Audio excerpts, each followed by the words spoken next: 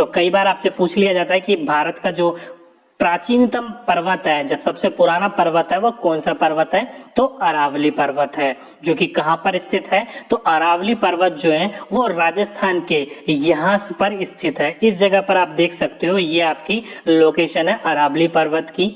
और ये जो अरावली पर्वत ही है, यहीं पर ही आपसे पूछ लिया जाता है कि अरावली पर्वत की सबसे ऊंची चोटी कौन सी है। तो ध्यान रखिएगा, अरावली पर्वत की सबसे ऊंची चोटी जो है वो गुरु शिखर है, जिसकी कुल लंबाई कितनी है, तो 1722 मीटर। ध्यान रखिएगा, 1722 मीटर जो है वो अरावली पर्वत की सबसे ऊंची चोटी, गुरु शिखर की चोटी जो है उसकी ऊंचाई है ये। ओके, और साथ ही साथ में भारत के मध्य में एक और पहाड़ी जो है वो काफी प्रमुख है, जो कि सतपुड़ा की पहाड़ियां हैं, जो कि कहां पर स्थित है, वो मध्य प्रदेश में स्थित है। जो कि कहां है, लोकेशन में आप देख सकते हो, ये सारे का सारा जो हिस्सा है ना वो सतपुड़ा की पहाड़ियों का है।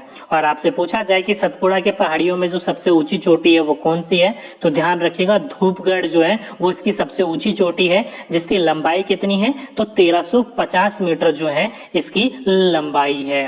और साथ ही साथ में यहाँ से आपका एक और क्वेश्चन पूछ लिया जाता है कि नर्मदा और तप्ती नदी के बीच में, नर्मदा और तप्ती नदी के मध्य में कौन सी पहाड़ियां हैं, तो ये भी पूछ लिया जाता है क्वेश्चन। तो ध्यान रखिएगा, नर्मदा नदी जो है वो सतपुड़ा नदी की, सतपुड़ा पहाड़ी जो है उसके ऊपर से नर्मदा नदी बहती है और सतपुड़ा के नीचे से ताप्ती नदी बहती है। ओके, तो इन दोनों के माध्यम में जो आता है वो सतपुड़ा की पहाड़ियां आती हैं। इंपॉर्टेंट क्वेश्चन है, पूछा जा चुका है कई बार, तो ध्यान रखिएगा इन क्वेश्चनों को। ओके, तो ये तो हो गया भारत के मध्य के कुछ इंपॉर्टेंट